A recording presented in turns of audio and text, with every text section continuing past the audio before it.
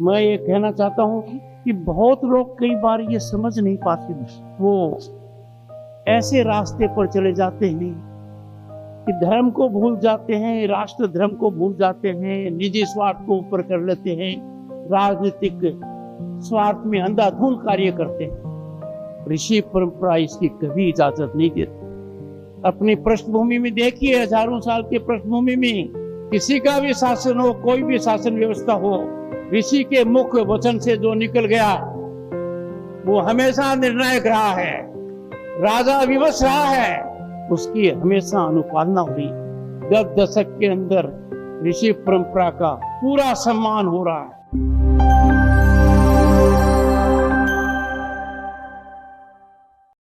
ऋषि परंपरा का मूल मंत्र है कि हम वासुदेव कुटुंबकम के सिद्धांत में विश्वास करते हैं। पूरे विश्व ने भारत का लोहा माना। जब G20 में हमारा मोटो था one earth, one family, one future, हमारे ओजस्वी प्रधानमंत्री जी ने जब विश्व कूटनीति को 2 सिद्धांत दिए, उन सिद्धांतों के मूल में ऋषि परंपरा है। पहला, भारत ने कभी एक्सपेंशन में विश्वास नहीं किया, दूसरे की जमीन को नहीं देखा। हजारों साल की संस्कृति और इतिहास इस बात को साबित करता है।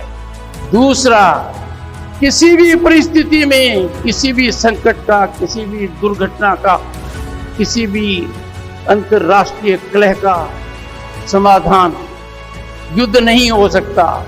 समाधान का एक ही रास्ता है, डायलॉग एंड डिप्लोमेसी। ये प्रधानमंत्री जी ने कहा। ये हमारे लिए नई बात नहीं है, ये हमारी सांस्कृतिक धरोहर है।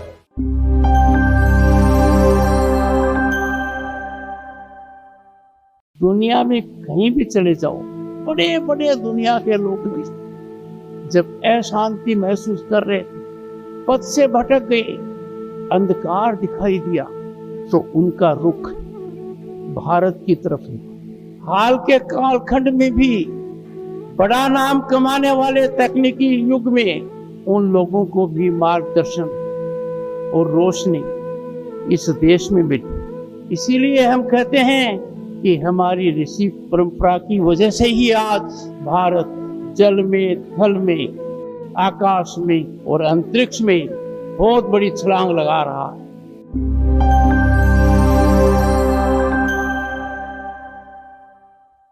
चारों तरफ नजर फैलाइए, क्या कोई देश हम जैसा है? क्या कोई देश दूर से भी दिखता है जो हमारी तरह सांस्कृतिक विरासत का धनी हो? 5000 साल की संस्कृति आज भी जीवित है, जीवंत है। मेरी बात को आप लिख लीजिए। आने वाले हर पल पल के अंदर हम इस संस्कृति को आगे बढ़ाते रहें। यह हमारा जीवन दर्शन होगा, हमारे जीवन के अस्तित्व का एक आधार रहेगा।